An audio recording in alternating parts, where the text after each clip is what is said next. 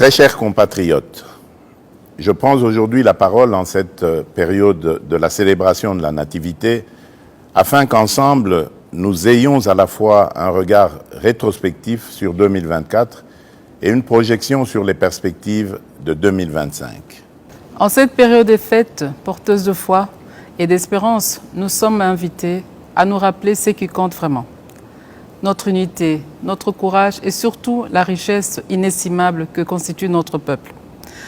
Dans chaque village, chaque famille et chaque cœur congolais, il y a une flamme qui brûle constamment. C'est la flamme de l'espoir. Dans la souffrance comme dans l'adversité, cette flamme continue de nous guider. Nous avons tout à gagner à espérer des lendemains meilleurs, de garder la foi malgré tout. Mes très chers compatriotes, nous sommes un peuple résilient.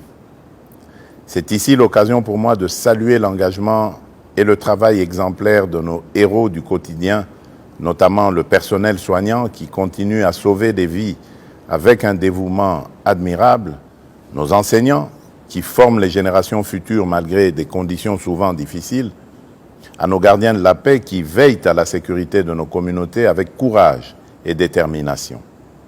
Votre contribution, en dépit des épreuves que nous avons traversées cette année, est une source d'inspiration pour nous tous. Grâce à vous, notre nation reste debout et avance. Nous vous en sommes profondément reconnaissants. L'année 2024 n'a pas été exempte de difficultés. À l'Est, nos compatriotes sont sous le coup d'une menace existentielle imposée par des forces d'agression. Les difficultés sociales pèsent lourdement sur de nombreuses familles et nos villes sont confrontées à l'insécurité urbaine et à des embouteillages qui testent au quotidien notre patience. À celles et ceux qui ont perdu des êtres chers, aux déplacés internes arrachés à leur foyer, aux valeureux patriotes résistant aux Wazalendo et aux vaillants soldats qui, au péril de leur vie, défendent avec honneur notre souveraineté, nous exprimons toute notre compassion, notre profonde gratitude et notre immense respect. Ce qui nous menace n'est pas plus fort que notre foi en un avenir commun et notre capacité à résister ensemble.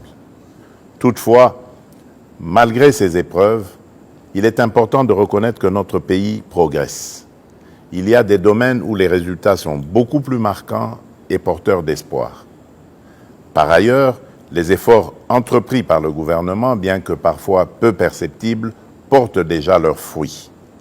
Pas à pas, nous nous relevons. En cette période où l'esprit de Noël réchauffe nos foyers, à travers des gestes simples de partage et de solidarité, nous pouvons réconforter ceux qui souffrent et tracer ensemble le chemin vers les lendemains meilleurs. Nous sommes un peuple forgé dans l'adversité et marqué par des décennies de lutte, un peuple fier. Mais pour définitivement triompher, il nous faut réapprendre à nous unir, à cesser de nous diviser pour des bagatelles.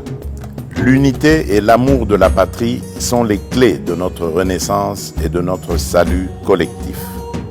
Gardons cet engagement qui nous galvanisera, car ensemble, rien ne nous est impossible.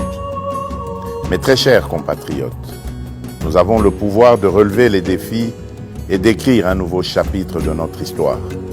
Je crois en vous, en notre nation et en notre capacité à avancer, quoi qu'il arrive.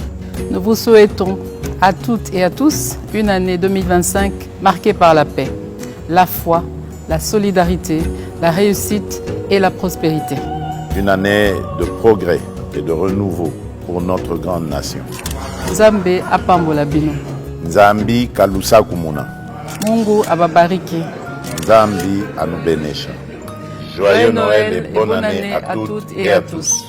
Que Dieu bénisse la République démocratique du Congo, son peuple et tous ceux qui l'ont choisi comme leur lieu de résidence.